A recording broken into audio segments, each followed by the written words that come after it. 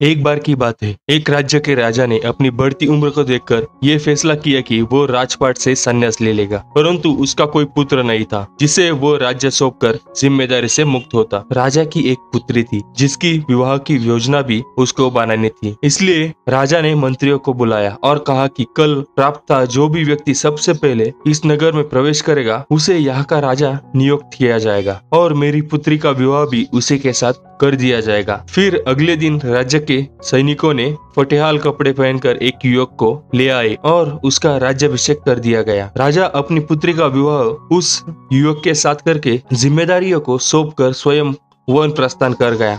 धीरे धीरे समय बीतता गया और उस युवक ने राज्य की भागदौड़ संभाल ली और एक अच्छे राजा की तरह राज्य की सेवा में लग गया। उस महल में एक छोटी कोठरी थी जिसकी चाबी हमेशा राजा अपने कमरे में लटकाए रखता था। सप्ताह में एक बार राजा उसी कोठरी में जाता था, आधा एक घंटा उस कोठरी में रहता और बाहर निकलकर बड़ा सा ताला उस कोठरी में लगा देता और अपने अन्य कार्यों में लग जाता। इस तरह राजा के बार बार उस कमरे में जाने से सेनापति को अचंभा होता कि राज्य का सारा खजाना, सारे रत्न, मणि, हीरे, जवाहरात तो खजांची के पास है, सेना की शस्त्रागार की चाबी मेरे पास है और अन्य बहुमूल्य कागजातों की चाबी मंत्री के पास है। फिर इस छोटे कोठरी में ऐसा क्या है जो राजा यहाँ हर सप्ताह अंदर जाता है और थोड़ी देर बाद बाहर निकल आता है? सेनापति से रहा नहीं गया। उसने हिम्मत करके राजा से पूछा कि राजन, यदि आप क्षमा करें तो ये बात बताइए कि उस कमरे में ऐसी कौन सी वस्तु है जिसकी सुरक्षा की इतनी फिक्र है? राजा गुस्से से बोले, सेनापति, यह तुम्हारे पूछने का विषय नहीं है, यह प्रश्न दोबारा कभी मत पूछना। अब तो सेनापति का शक और भी बढ़ गया। धीरे धीरे मंत्री और सभासदों ने भी राजा से पूछने का प्रयास किया, परंतु राजा ने किसी को उस कमरे का रहस्य नहीं बताया। बात महारानी तक पहुंच गई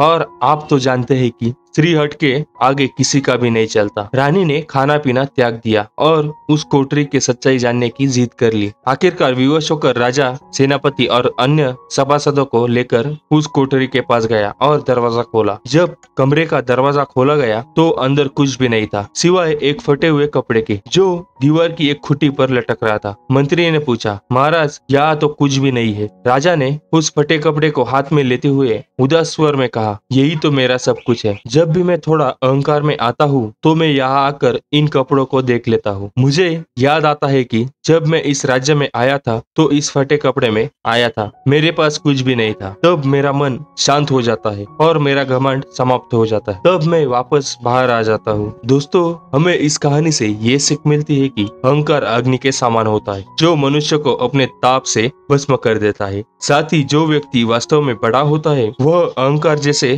दोषों को अपने से दूर रखता है। हमें भी अपनी उपलब्धियों, अपने पद एवं प्रतिष्ठा पर घमंड नहीं करना चाहिए। सदैव शील एवं परोपकारी बनना चाहिए। सदैव प्रसन्न रहिए, जो प्राप्त है पर्याप्त है। धन्यवाद।